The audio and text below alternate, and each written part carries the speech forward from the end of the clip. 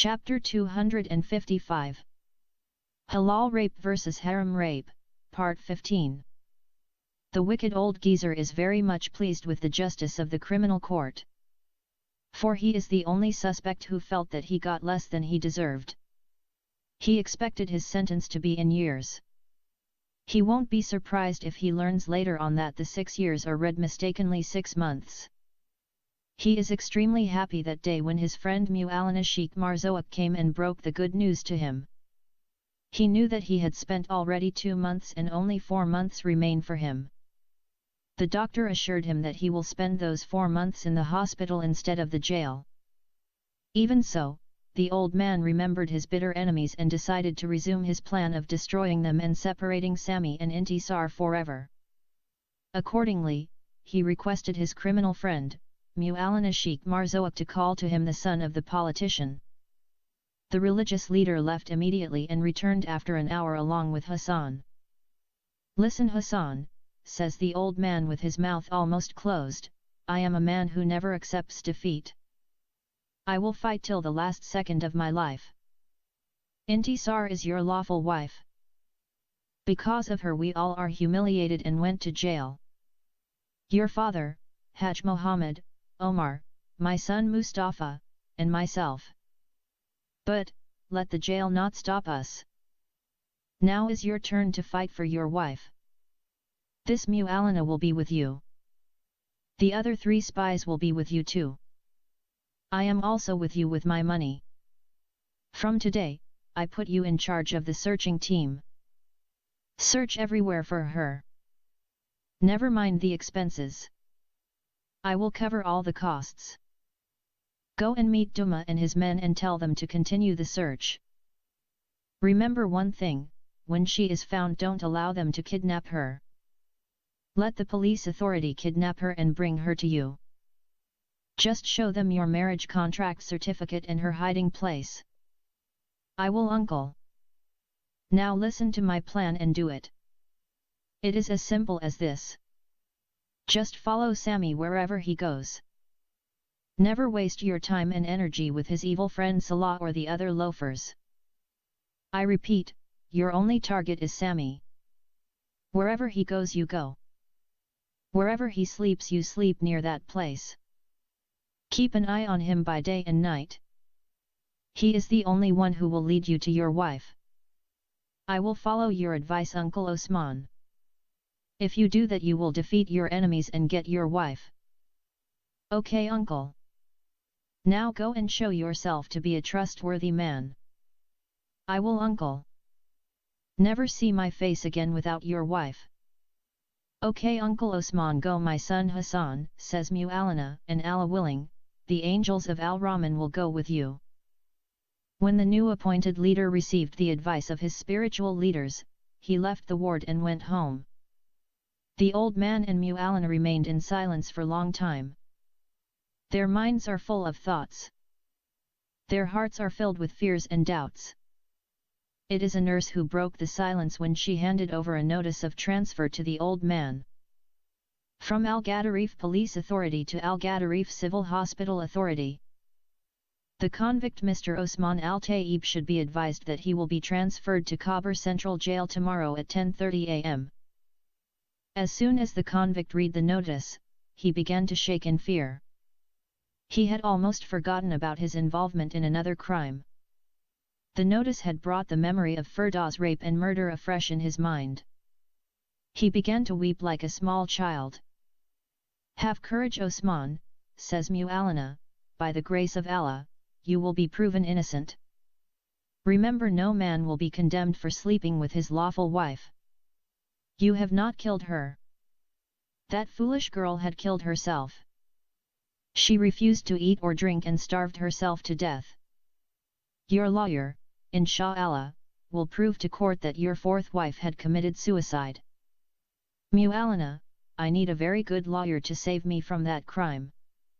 I am ready to pay any amount of money to be cleared from that charge.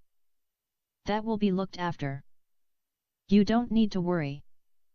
I will go myself to Khartoum and find a good lawyer for you. Relax and leave the rest for Allah and me." "Mu'allana, I appoint you in charge of this legal affair and let Hassan and Duma do the other work. I have the honor to do your work, Mr. Osman.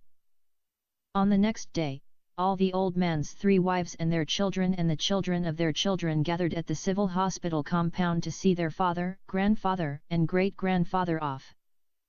They came 2 hours before the old man's departure. The old man is informed by the hospital authority that the police van will come at 10:15 a.m. He had to be ready and enter the van in time, otherwise the policeman will drag him by force inside the van. So, he is advised to cooperate with the police authority as a good convict. The trip to the capital city in the police van will take full day and full night. 24 hours are required if the police van will run continuously without breakdown or delay.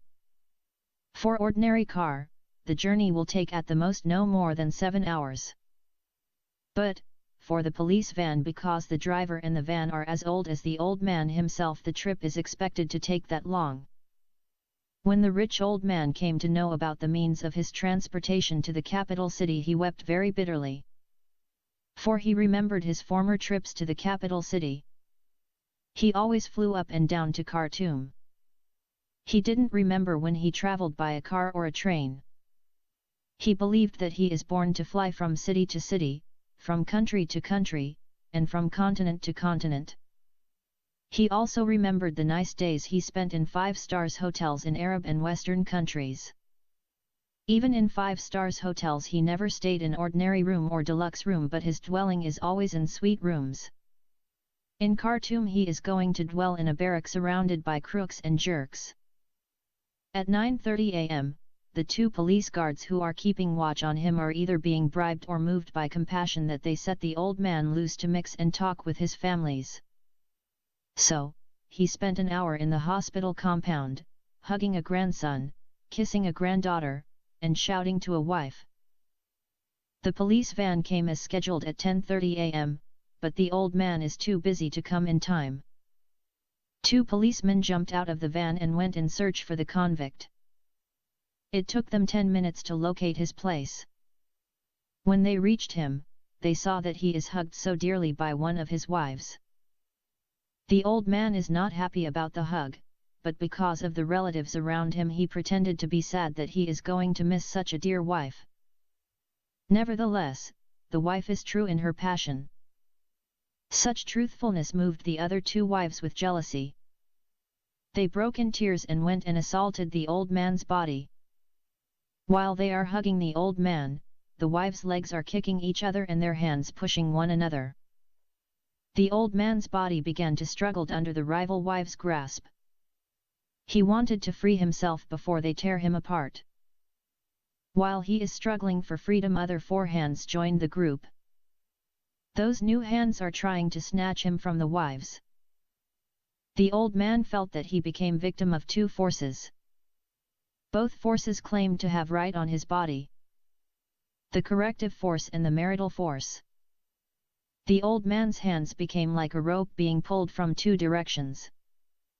With much difficulty the men's superior power prevailed upon the women's inferior strength. The old man is carried, or rather dragged, by the 2 policemen to the van. As soon as the convict is thrown inside the van, the trip to Khartoum is started. The women began to bewail and the men to shout, saying, "The jail for men." With tears rolling down from his eyes, the old man waved his last farewell to his families. The police van traveled for few hours inside the city before it reached the highway.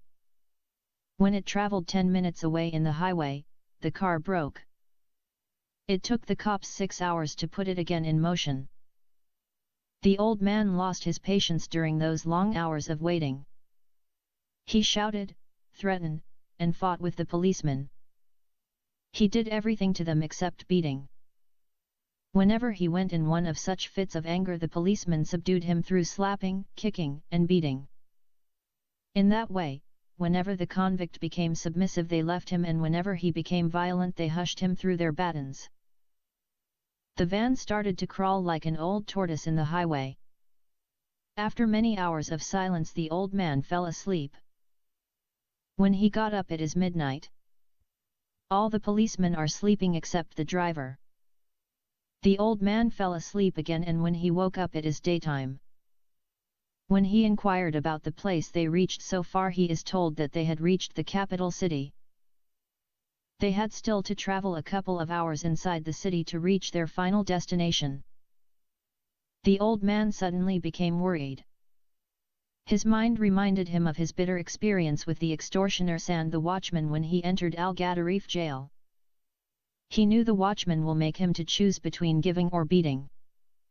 The extortioners will leave him without such a choice. So, he knew he is going to be beaten by the extortioners if he deny his involvement in the murder of Firdaus. His mind is caught up between two horns of a difficult dilemma. While he is trying to figure out an escape from such dilemma, the van reached Khobar Central Jail. The prison gate is opened immediately to admit the new convict. The guards saw the convict's uniform and knew from where he had come. His uniform gave him an easy access to Khobar Central Prison. The old man's expectations are proved to be wrong. First of all, he is not sent to the lock-up room or the extortioner's dark room. Secondly, when the watchmen saw him, they didn't treat him as a suspect, but as a fellow convicted prisoner. When the old man entered the jail compound, he found all the prisoners are scattered everywhere, for it is a free time. From 3 p.m. to 6 p.m., the prisoners are released from their barracks and allowed to enjoy little freedom. No prisoner will dream of escaping from Khobar Central Prison, for the jail compound is strictly guarded by human beings and animals. The animals are ferocious attack dogs and ravenous crocodiles, each one can eat a horse. Half of the prison walls are surrounded by water inhibited by those omnivorous crocodiles. If the prisoner miraculously managed to climb the high wall, he will fall inside the water and be eaten alive by the crocodiles. The other half of the prison walls are guarded by guards and dogs. Before facing the voracious animals, the prisoner had to escape the guards who are watching the prison from within and without. Some of them will be moving up and down inside the wall, and on top of them there are others who will walk to and fro on top of the wall. If the prisoner will escape the notice and bullets of the inside guards, he will not escape the machine guns of the snipers who are on top of the walls. The walls are built in such a way that even an ant cannot successfully climb on it. Beside that, it is inserted with sharps glasses, pointed metals, and very sharp stones. In addition to that, they are extremely high. For that reason, until the time the old man had made his peaceful entry in the jail, no prisoner had been reported missing in Khobar Central Prison. As soon as the old man walked inside the compound, he is surprised to see two strange phenomena, which he had never seen in Al-Gadarif Central Jail. In the first phenomenon, he saw some prisoners are praying. In the second phenomenon, he noticed a big crowd of prisoners gathered around someone who is lecturing them. The old man, being not a good Muslim, he preferred to join the big crowd. When he reached the huge gathering, the old man recognized the speaker. He is a shadow or a copy of his old friend Mr. Mahjoub al-Halali. The former famous politician appeared to the old man as if he is starved, beaten, and kept without sleep for many days. The convict Mr. Osman al-Tayyib began to weep when he saw his old friend in that miserable condition. When the speaker saw his criminal friend, he stopped his speech and went to the old man and embraced him and began to weep too. His two bitter experiences in the house of the prostitute and the house of Allah have deprived him of his physical strength and destroyed his body. In addition to all that, his mouth has not tasted food for the past 24 hours. When the two rescuers brought him to the river bank, at first he cannot stand on his feet. They tried to find out the reason of his drowning in the river. They suspected that he has attempted suicide, and hence they are worried he might try to kill himself again. For that reason, they tried to detain him until they hand him over to the police. Sami vehemently denied it their suspicions. He told them, he is just trying to learn swimming. The two rescuers believed his story and let him go. Sami came out of the water with a different attitude towards Intisar's demand. He determined to go to the church and meet her there. While his dress is still wet, he managed somehow to stand on his feet and dragged his body to the other side of the Nile Street. After that, he stopped a taxi and told the driver to take him to the Grand Mosque. The driver responded to his request and in 20 minutes' time reached him there. In front of the Grand Mosque gate, Sammy stopped an old man who is about to enter the house of Allah. "Excuse me, uncle," says Sammy, "can you direct me to the Baptist church?" The old man looked at Sammy with angry face and entered the Grand Mosque without saying a word to him.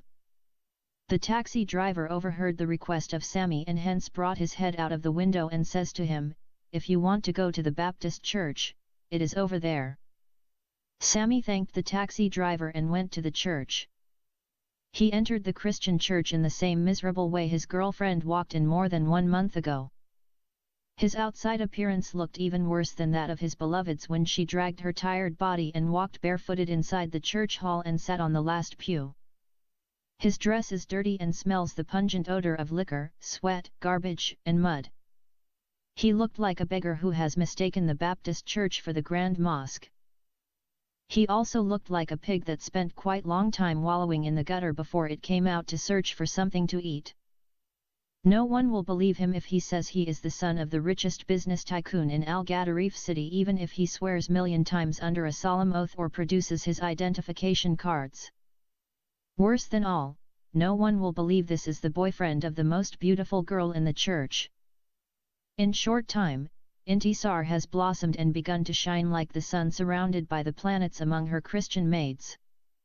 Every boy saw her, liked her and enjoyed talking to her. Some of them they even tried to win her heart, but Susan told them she is in love with a Muslim boy and she is engaged to her lover.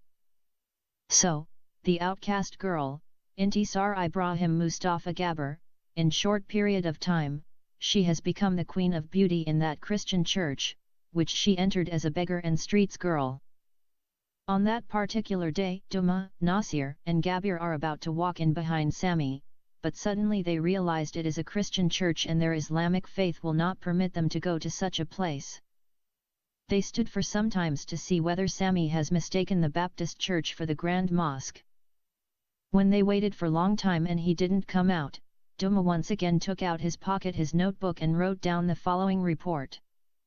As far as my knowledge is concerned, I, Duma Kuku Harun Kuku, testify that Sammy Osman Al-Taib has become mentally unsound. His strange and awkward behavior show that he has become totally gone case. The following reasons made me to draw such a conclusion. 1. First of all, he began his strange behavior by walking aimlessly on the streets of Al-Gadarif city for 4 hours. During his long walk, many times he pulled his hair and wept bitterly. We have followed him everywhere he went. He then took us to a liquor house of a well-known prostitute called Kaltumia. We all know her and drank liquor in her house and slept with her many times. When he is there, Sammy began to drink liquor like drinking water. While he is hurriedly consuming his liquor, he began to cry loudly and lamenting the loss of someone. He then got rebuked, kicked, and knocked down by another drunkard who got irritated by his loud crying. Instead of retaliating the wrong that has been done to him, Sammy became friendly with his assailant. Then, his assaulter brought his drink bottle, glass, snack, pack of cigarettes, and snuff box and joined him. After talking and drinking with that man for long time, Sammy spent the night in the arms of the prostitute and owner of that bar. Too early morning, on the next day, Sammy fled out the prostitute Kaltumia's house as if he has been chased by a mad dog. His next step, which no one can explain, he headed directly from the house of the prostitute to the house of Allah. After the morning prayer, he sat at the feet of the virtuous Mu'allina of the mosque and listened to his sermon. We have no clue what the Mu'allina had preached. After conversing for a while with the virtuous Imam of the mosque and the other faithful, the said Sammy is beaten up by the devotees and their leader, and his unconscious body has been carried out by 5 bearded men and thrown inside a garbage container. We also have no idea why the men of Allah got so mad with him and hammered him mercilessly and cast his unconscious body in the trash container in front of their mosque. Luckily, the half-dead body of Sami has not been eaten up by stray dogs. The reason most probably, all the dogs are fast sleeping at that early hour of the morning. 3. When he regained his consciousness, the lucky boy emerged out of the garbage container as if he came out of his grave or the gutter. He then stopped a cab and headed to the Altizir bus station. He purchased a ticket and with much difficulty climbed in and travelled to Khartoum, and we travelled with him in the same bus. During the long trip, he did many crazy things which made us to doubt his mental power. 4. From the Al-Soug al-Shabi bus station, Sami dragged his sick body and walked on foot for 3 hours. We followed him on foot too until he reached the river bank near the Blue Nile Cinema. There, he made an attempt to kill himself, but got rescued by 2 men. 5. Even though, we have suspected that he might be acting crazy in order to shake us off and get rid of us, but his last step made us to conclude without any shadow of a doubt that he is gone case. From the river bank, he took a taxi and went to the Grand Mosque. This time, instead of entering the house of Allah, Sami entered a Christian church to pray. So, after that strange move, we have decided to part ways with him and return to our city. We concluded that it is of no use to follow a madman. Dhamma, who has never prayed in all his life or even knows how to pray, that day is moved by rare compassion and asked his 2 men to accompany him to the Grand Mosque. After performing their first and last prayer in their lives, the 3 spies asked Allah to forgive them for spying on a mad boy.